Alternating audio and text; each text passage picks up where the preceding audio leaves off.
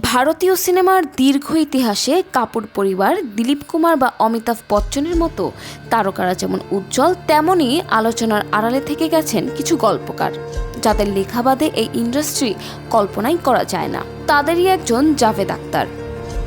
1945 সালে জন্ম নেওয়া জাভেদ মাত্র 19 বছর বয়সে স্বপ্ন নিয়ে মুম্বাই আসেন। লক্ষ্য ছিল গুরু দত্তের সহকারী হওয়া, কিন্তু মুম্বাই পৌঁছানোর পর এক সপ্তাহের মধ্যেই গুরু দত্তের মৃত্যু সেই স্বপ্ন ভেঙে দেয়। তবুও হাল ছাড়েননি জাভেদ। কবি জাননিসার আক্তারের সন্তান হিসেবে কলমই ছিল তার শক্তি। কামাল আমরোহের সহকারী হিসেবে মাসে মাত্র 50 টাকায় কাজ করেন।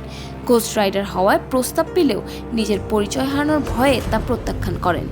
সংগ্রামের দিনগুলো ছিল নির্মম। কখনো রেল স্টেশনে, কখনো পার্কে রাত কাটিয়েছেন।